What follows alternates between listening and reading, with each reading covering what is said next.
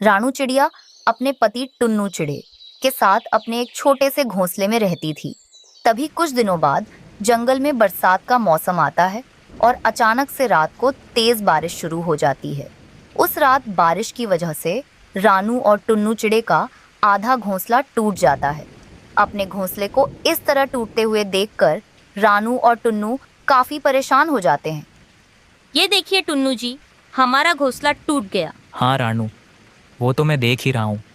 चलो अब हम अपना दूसरा घोंसला बनाने की तैयारी करते हैं। फिर बारिश रुकती है। फिर वे दोनों पति पत्नी तिनके इकट्ठे करने चले जाते हैं और बड़ी मुश्किलों से तिनके इकट्ठे करने के बाद वे दोनों अपना घोंसला तैयार करते हैं, क्योंकि रानू चिड़िया जल्दी अंडे देने वाली थी। घोंसला तैयार होने के कुछ ही दिनों बाद चिड़िया 2 अंडे दे देती है। फिर अंडे देने के कुछ ही दिन बाद जंगल में फिर से तेज बारिश और आंधी तूफान शुरू हो जाता है। जंगल के सभी पक्षी अपने अपने घोंसले छोड़कर अपने अपने परिवारों के साथ जंगल की एक गुफा में चले जाते हैं। रानू, चलो हमें भी उसी गुफा में जाकर छिपना चाहिए, क्योंकि इस बारिश की वजह से हमारी जान भी जा सकती है। नहीं टुन्नू जी, आप चले जाओ, लेकिन मैं अपने अंडों को छोड़कर कहीं नहीं जाऊंगी। रानू देखो, तुम जिद मत करो। चलो हम भी सभी पक्षियों की तरह उसी गुफा में जाकर छिप जाते हैं, वरना हमें मरने से कोई नहीं बचा पाएगा। नहीं टुन्नू जी, आप ऐसा मत बोलो। आप जाओ और मेरी चिंता मत करो। आप जाकर उस गुफा में छिप जाओ। मैं यहाँ से कहीं नहीं जाऊंगी। अगर मैं जाऊंगी भी तो अपने अंडों को साथ लेकर जाऊंगी। रानू, तुम मेरी बात क्यों नहीं समझ रही हो? अगर हम अपने अंडों को साथ लेकर जाएंगे तो हम मर भी सकते हैं, क्योंकि वो गुफा काफ़ी दूर है। हम इन अंडों का ध्यान रखते लेकर जाएंगे तो हमें मुश्किल हो सकता है। चलो जल्दी चलो। देखो, तूफान और भी ज़्यादा बढ़ता ही जा रहा है। टुन्नू चिड़ा रानू को समझाने की बहुत कोशिश करता है, लेकिन रानू नहीं समझती। तभी तेज हवा की वजह से एक लकड़ी उड़कर आती है और वो रानू के सिर में लग जाती है, जिससे वो बेहोश हो जाती है। रानू को बेहोश देखकर टुन्नू काफी ज्यादा परेशान हो जाता है। तब वो किसी तरह रानू को उस गुफा में लेकर छिप जाता है। सारे पक्षी सारी रात उस गुफा में बिताते हैं और तूफान और बारिश थमने का इंतजार करते हैं। सुबह हो जाती है और बारिश रुक जाता है। तब सभी पक्षी उस गुफा से निकलकर बाहर आते हैं और अपने अपने घोंसले को टूटा हुआ देखकर रोने लग जाते हैं। रानू और टुन्नू भी अपने टूटे हुए घर के पास आते हैं और अपने अंडों को बिखरा हुआ देखकर बहुत दुखी होते हैं। एक अंडा तो पूरी तरह टूट चुका था, दूसरे अंडे में दरारें आए थे। ये क्या हो गया? हमारे दोनों अंडे टूट गए। मैंने आपसे कहा था ना कि मैं अपने अंडों को छोड़कर कहीं नहीं जाऊंगी और अपने अंडों के पास ही रहूंगी, लेकिन फिर भी आप मुझे वहां ले गए। देखो, हमारे दोनों अंडे टूट गए। ये देखो रानू, सारा जंगल तहस नहस हो गया है। बस माही चील का पत्तों का घर बचा है, बाकी देखो सब पक्षियों के घर टूट गए। रानू, शायद ये हमारा अंडा बच सकता है, इसमें से बच्चा बाहर निकल सकता है। हम दोनों इसका अच्छे से ध्यान रखेंगे। मैं अब अपने इस टूटे हुए अंडे का बहुत अच्छे से ध्यान रखूंगी। देखना, इसमें से हमारा बच्चा जरूर बाहर निकलेगा। तभी माही चील अपने घर से भोजन लाती है और सभी पक्षियों को थोड़ा थोड़ा देती है, क्योंकि उसे पता था कि सभी पक्षियों ने कल से कुछ नहीं खाया था। उसे मदद करते हुए देखकर रानू कहती है, सुनो टुन्नू जी, माही चील के घर को इतने तूफान में भी कुछ क्यों नहीं हुआ? क्योंकि रानू, माही चील का घर पत्तों का है और पत्तों का घर बहुत मजबूत होता है, इसलिए तेज तूफान में भी माही चील के घर को कुछ नहीं हुआ। तो फिर अब हम भी अपने लिए पत्तों का ही घर बनाएंगे और उसमें ही रहेंगे। लेकिन रानू, पत्तों का घर बनाने में तो बहुत मेहनत लगती है और उसमें बहुत दिन भी लग जाते हैं, तो हम इतने दिनों तक कहाँ रहेंगे? देखो, मैं पहले ही अपने एक अंडा खो चुकी हूँ, इसीलिए मैं दोबारा अपने अंडों को खोना नहीं चाहती। अब मैं घर बनाऊंगी तो पत्तों का ही बनाऊंगी, वरना कोई भी घर नहीं बनाऊंगी। देखो रानू, मेरी बात सुनो। शायद तुम्हें नहीं पता कि पत्तों का घर बनाने में बहुत मेहनत लगती है। इतनी मेहनत तो हम नहीं कर पाएंगे। अगर आज हम थोड़ी ज्यादा मेहनत कर लेंगे और पत्तों का घर बना लेंगे, तो हमारे बच्चे भी उस घर में आराम से रह सकेंगे और किसी की भी मौत आंधी या तूफान में नहीं होगी। इसीलिए थोड़ी ज्यादा मेहनत करने से मत घबराओ। रानू, अब मैं तुम्हें कैसे समझाऊं? देखो टुन्नू जी, आप इतने परेशान मत हो। मैं हूं ना, आप मुझ पर विश्वास रखो, हम दोनों मिलकर ये घर जरूर बना लेंगे। रानू चिड़िया के बार बार कहने पर टुन्नू मान जाता है और फिर वे दोनों केले के पत्ते और लकड़ियां ढूंढने में लग जाते हैं। खूब मेहनत के बाद वे दोनों केले के पत्ते लेकर आते हैं और उससे घर बनाना शुरू करते हैं। कालू कौवा कई दिनों से उन दोनों को पत्ते जमा करते हुए देख रहा था। क्या बेकार की मेहनत कर रहे हो तुम दोनों? माही चील का घर बहुत मजबूत है। तुम सोच रहे हो कि तुम भी वैसे ही घर बना लोगे? सब बेकार हो जाएगा। टुन्नू जी, आप कालू की बातों पर ध्यान मत दो, अपने काम में लगे रहो। आप देखना, एक दिन हमारी मेहनत जरूर सफल होगी और हम अपनी मेहनत से घर बना लेंगे। फिर 10 दिन की कठिन परिश्रम के बाद वे दोनों का केले के पत्ते का घर बनकर तैयार हो जाता है, जो कि दिखने में काफी मजबूत और सुंदर होता है। ये सब देखकर दूर बैठा कालू कौवा अपनी कही हुई बात पर बहुत शर्मिंदा होता है। देखो कालू, तुमने कहा था ना कि हमारी मेहनत बेकार जाएगी, लेकिन देखो हमने अपने लिए पत्तों का घर बना लिया जो बहुत ज्यादा मजबूत है। नहीं रानू, मुझे माफ कर दो, मैंने तुम्हारा मजाक उड़ाया। मैं अपनी कही हुई बात पर बहुत शर्मिंदा हूँ। फिर चिड़िया अपने टूटे हुए अंडे को लेकर उस घर में आती है। वो अपने बच्चे का अंडे में से बाहर आने का इंतजार कर रही थी। काफी दिनों के बाद उस अंडे में से कमजोर बेटा पक्षी बाहर निकलता है, जिसे देखकर रानू और टुन्नू बहुत ज्यादा खुश हो जाते हैं। फिर रानू अपने कमजोर बेटे को बहुत ही नाजुक से पालती है। इस तरह वो सब मजबूत केले के पत्तों के घर में खुशी खुशी से रहने लगते हैं। रानू चिड़िया अपने पति टुन्नू चिड़े के साथ एक जंगल में रहा करती थी। कुछ दिन पहले ही टुन्नू और चील का आमना सामना होता है। उन दोनों की जमकर लड़ाई होती है। उस लड़ाई के चक्कर में टुन्नू चिड़े का पंख बहुत ज्यादा घायल हो जाता है। अब वो उड़ भी नहीं पा रहा था। टुन्नू जी, आप घर पर ही रुकिए, मैं कुछ काम ढूंढने के लिए बाहर जा रही हूँ। रानू, मुझे माफ कर दो, मेरी वजह से ही तुमको बाहर जाकर काम करना पड़ रहा है। टुन्नू जी, पति पत्नी इसलिए होते हैं ताकि एक दूसरे के सुख दुख में साथ दे सके। आप घर पर ही रहना, मैं जल्दी ही लौट आती हूँ। ऐसा कहकर रानू चिड़िया कालू कौवे के पास जाती है और उससे काम मांगने लगती है। रानू, तुम कल से ही मेरे खेत पर काम करने के लिए आ जाना। और ये लो, मैं शहर से अंगूर के कुछ खास किस्म के बीज लेकर आया हूँ, तुम इन बीजों को बो देना। ठीक है सेठ जी, मैं कल ही सुबह सुबह आकर इन बीजों को खेत पर बिखेर दूंगी। दूसरे दिन सुबह सुबह रानू खेत पर आती है और अंगूर के बीज इधर उधर बिखेर देती है। रानू रोज खेत पर अच्छे से रहकर देखभाल करने लगती है। कुछ ही दिनों बाद अंगूर की छोटी छोटी बेल उग आती है। उसी दिन कालू कौवा अपने खेत पर आता है और रानू से कहता है, अरे वाह रानू, अंगूर की बेल तो काफ़ी सुंदर नज़र आ रही है। अब तो कुछ ही दिन बाकी हैं, कुछ दिनों में इन पर सुंदर और रसीले अंगूर भी लग जाएंगे। तुम अच्छे से मेरे अंगूरों का ध्यान रखना, कहीं कोई चोर आकर इन्हें चुरा ना ले। आप चिंता मत कीजिए कालू सेठ जी, मेरे होते हुए आपके अंगूरों को कोई नुकसान नहीं पहुंचेगा। कालू कौवा रानू चिड़िया को सारी बातें समझाकर वहां से अपने घर चला जाता है। इस तरह कुछ दिन बीत जाते हैं और अंगूरों की बेल पर रसीले अंगूर लग जाते हैं। अरे वाह, इस बार तो काफी सारे अंगूरों के गुच्छे लगे हुए हैं। ये तो महंगे बीज का कमाल है। उस दिन रानू खुशी खुशी अपने घर वापस लौट आती है। अगले दिन जब वो सुबह सुबह खेत पर आकर देखती है तो वहां पर कई सारे अंगूर के गुच्छे गायब थे। अरे ये क्या, कल तो कितने सारे अंगूर के गुच्छे लगे हुए थे। मेरे होते हुए कौन अंगूरों को चुरा सकता है? अगर मालिक को पता चल गया तो वो मुझे बहुत मारेंगे। तभी वहां पर कालू कौवा अचानक से आ जाता है और उसकी नजर अंगूरों पर पड़ती है। कम अंगूर देखकर कालू कौवा बहुत गुस्सा हो जाता है। वो पास पड़ा एक डंडा उठाकर रानू चिड़िया को पीटने लगता है। चोर, चोर कहीं की, मैंने तुझे बेचारी समझकर काम पर रख लिया और तू ही चोर निकली। निकल जा यहाँ से, मैं तुझे कोई पैसे नहीं दूंगा।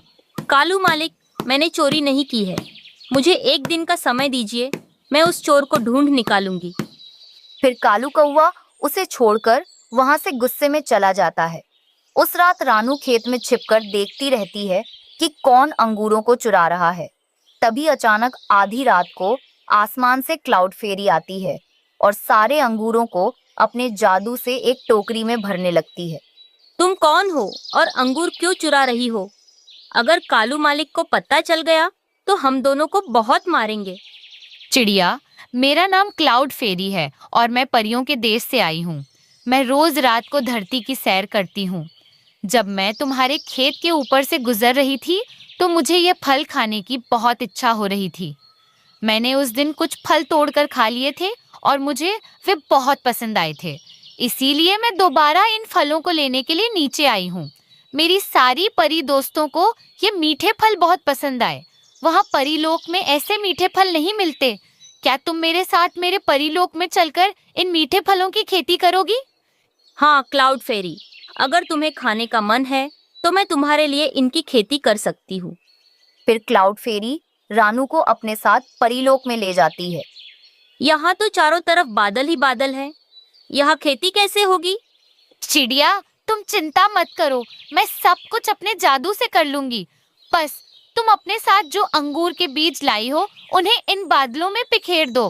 रानू चिड़िया वैसा ही करती है। जो बीज वो साथ लाई थी उन्हें बादलों में बिखेर देती है। वे जादुई बादल थे। देखते ही देखते वहां पर अंगूर की लंबी लंबी बेल उगाती है। चिड़िया, तुम्हारा बहुत बहुत धन्यवाद जो तुमने बादलों पर खेती की। तुम बहुत ही अच्छी और मेहनती चिड़िया हो। ये लो तुम्हारे लिए मेरा इनाम। इसमें बहुत सारे सोने के सिक्के हैं। ये शायद तुम्हारे काम आ सकते हैं। क्लाउड फेरी, तुम्हारा बहुत बहुत धन्यवाद। इन सोने के सिक्कों की वजह से मेरी पूरी जिंदगी बदल जाएगी। रानू उन सिक्कों में से कुछ सोने के सिक्के बेच देती है और पैसों से फलों की एक बड़ी दुकान खोल लेती है। कुछ दिन बाद रानू एक अंडा देती है और उसमें से एक प्यारी सी बेटी चिड़िया बाहर निकलती है। रानू का पति टुन्नू चिड़ा भी अब ठीक हो गया था। क्लाउड फेरी की वजह से रानू की जिंदगी में खुशियां ही खुशियां आ गई थीं और वो अपने परिवार के साथ खुशी खुशी रहने लगी। एक जंगल में रानू चिड़िया अपनी बेटी गुड़िया के साथ खुशी से और आराम से रहती थी। रानू अपनी बेटी को अच्छे से पढ़ाना चाहती थी। गुड़िया बेटा, अब बस बहुत हो गया तुम्हारा खेलना कूदना। मैंने सोच लिया है कि तुम्हारा एडमिशन एक बड़े स्कूल में करवाऊंगी। माँ, मुझे स्कूल जाने से बहुत डर लगता है। वहाँ टीचर्स बच्चों को मारती हैं। बेटा, अगर तुम अच्छे से रहोगी और पढ़ाई करोगी तो कोई कुछ नहीं कहेगा। वो एक अच्छे स्कूल की तलाश करने लगी। तभी उसे कालू कौवे का स्कूल दिखाई दिया। Kalu international school. स्कूल दिखने में बहुत बड़ा था। प्रिंसिपल सर, मैं इस जंगल में रहती हूँ। मैं अपनी बच्ची गुड़िया की आपके स्कूल में एडमिशन करवाना चाहती हूँ। अरे वाह चिड़िया, तुमने बहुत अच्छा सोचा। अगर तुम अपनी बेटी का इस स्कूल में एडमिशन करवाओगी तो तुम धनवान हो जाओगी। मगर मैं कैसे धनवान हो सकती हूँ? मैं ही तो आपको फीस दूंगी, इस हिसाब से तो आप धनवान होंगे। नहीं नहीं चिड़िया, पहले तो तुम हमें फीस दोगी। उस फीस से हम तुम्हारी बेटी को अच्छे से पढ़ाएंगे। उसके बाद तुम्हारी बेटी अच्छे पैसे कमाएगी और तब तुम भी धनवान हो जाओगी। प्रिंसिपल सर, स्कूल की फीस कितनी है? हमारी स्कूल की फीस सिर्फ 4 लाख है। पहले 6 महीनों में 2 लाख जमा करने होंगे और फिर बाद में 2 लाख। अरे ये क्या, इतने सारे पैसे? आप ये किस चीज के लिए ले रहे हैं? चिड़िया, हमारे स्कूल में हॉस्टल है, स्विमिंग पूल है और 3 वक्त का खाना भी हम ही देते हैं। रानू चिड़िया अपनी बेटी गुड़िया को इसी स्कूल में दाखिला करवाना चाहती थी, इसलिए वो मान गई। घर लौटकर उसने सारी बातें गुड़िया को बताईं। क्या माँ, 4 लाख रुपए आप कहाँ से लाओगे? वो सब मुझे नहीं पता, लेकिन मैं आम बेचकर तुम्हें अच्छे से पढ़ाऊंगी। चिड़िया ने कालू कौवे के स्कूल में गुड़िया का दाखिला करवा दिया, लेकिन जैसा कालू ने बताया था वैसा कुछ भी नहीं था। स्कूल में एक भी अच्छी टीचर नहीं थी। कालू कौवे की पत्नी गौरी ही क्लास में आती और बस टाइम पास करके चली जाती। कुछ दिन इसी तरह बीत गए। रानू बहुत मेहनत करके 1 लाख रुपए जमा कर पाई, लेकिन बाकी का 1 लाख कहाँ से लाएगी, ये सोचकर बहुत परेशान थी। तभी उसे अपने घर की याद आई। उसने अपना घर कबूतर को बेच दिया और बाकी 1 लाख रुपए जमा कर दिए। रानू चिड़िया अब पेड़ के नीचे रहने लगी और उसकी बेटी स्कूल के हॉस्टल में। बाकी के 2 लाख जमा करने के लिए वो बहुत मेहनत करने लगी, लेकिन नहीं कर पाई। इसी कारण कालू कौवे ने गुड़िया को स्कूल से निकाल दिया। गुड़िया जल्दी जल्दी स्कूल से अपनी माँ के पास आती है। माँ, तुम जैसा सोचती थी वो स्कूल बिल्कुल भी वैसा नहीं था। वहाँ तो प्रिंसिपल की बीवी गौरी ही क्लास में आती थी और टाइम पास करके चली जाती थी। खाना भी अच्छा नहीं था। वो स्कूल बस नाम का ही स्कूल है माँ। वो दोनों पति पत्नी जंगल के पक्षियों को धोखा दे रहे हैं स्कूल के नाम पर। हमने 2 लाख रुपए बेकार में दे दिए। अब हमारे पास रहने के लिए घर भी नहीं बचा। माँ बेटी फूट फूट कर रोने लगी।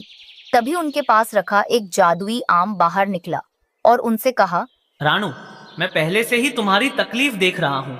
तुम चिंता मत करो, मैं अभी तुम्हारे लिए एक बड़ा सा आम का घर बनाकर देता हूँ। जादुई आम ने अपने जादू से उनके लिए एक बड़ा सा आम का घर बना दिया। जादुई आम, तुम्हारा बहुत बहुत धन्यवाद। इतने मुश्किल समय में तुमने हमारा साथ दिया। मैं इसे कभी नहीं भूल सकती। रानू, ये घर जादुई है।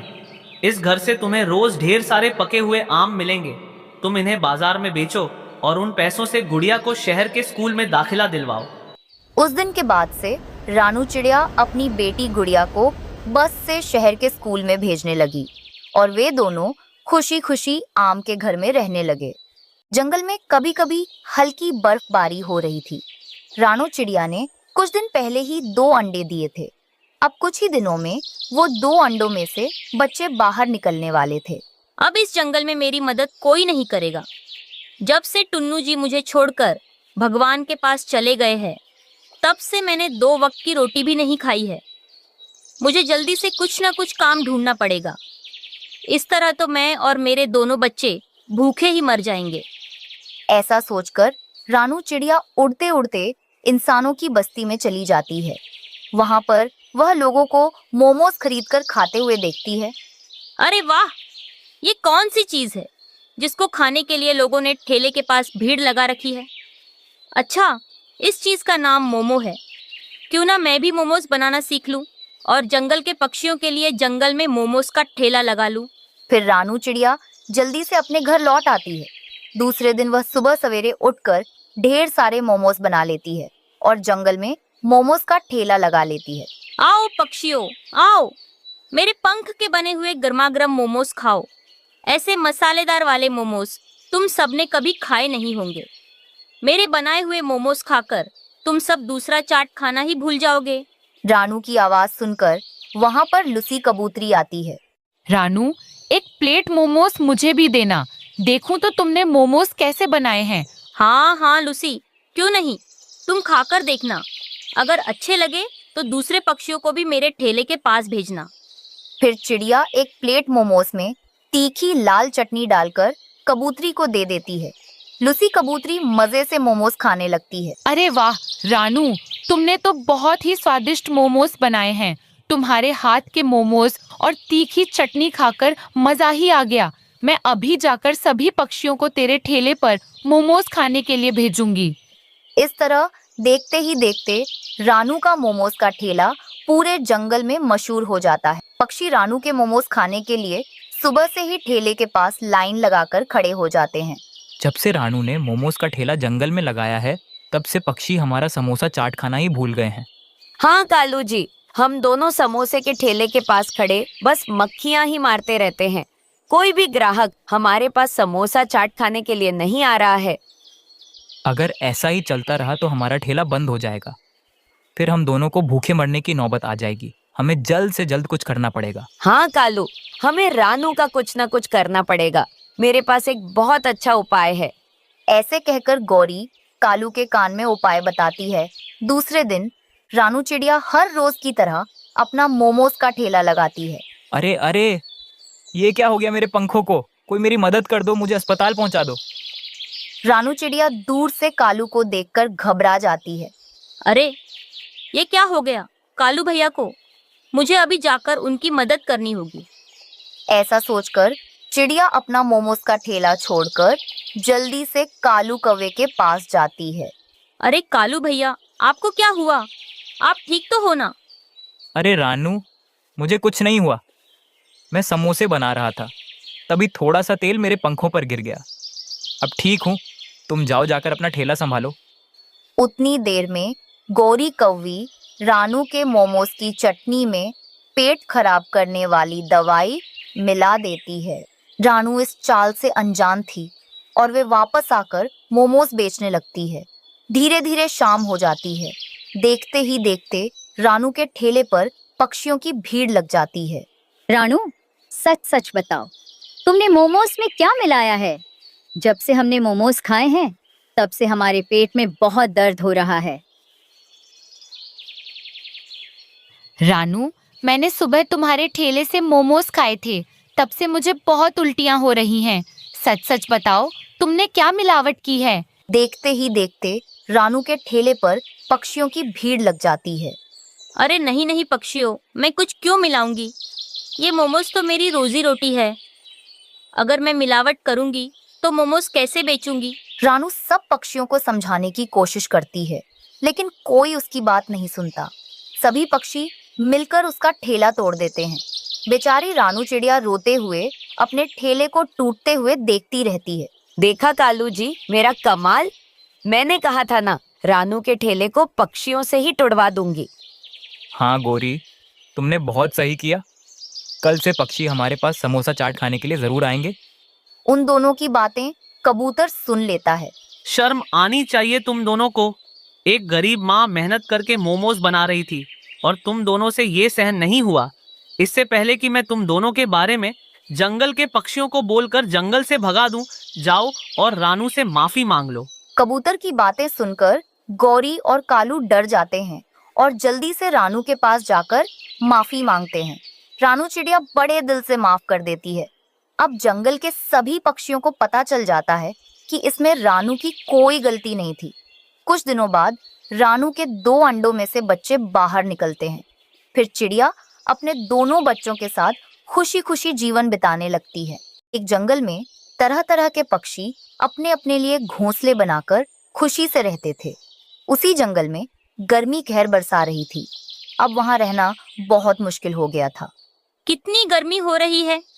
अगर ऐसा ही चलता रहा तो हमारा जीना मुश्किल हो जाएगा। हाँ चिड़िया बहन, मैं रोज कितना ज्यादा पानी पी रही हूँ खुद को ठंडा रखने के लिए, लेकिन कुछ भी फायदा नहीं हो रहा है। अभी से इतनी गर्मी हो रही है, आगे जाकर इससे भी ज्यादा हो सकती है, किसे पता। वे दोनों ऐसे ही बातें कर रहे थे, तभी लूसी कबूतरी का पति कबूतर वहां आता है। रानू, लूसी, तुम दोनों अभी तक इधर ही हो? हाँ पति जी, लेकिन आप इतनी जल्दी में कहाँ जा रहे हो? हम सबको कालू सेठ ने बुलाया है। वो हमसे गर्मियों के बारे में कुछ बातें करना चाहते हैं। फिर वे दोनों कालू और गौरी से बात करने के लिए जाते हैं।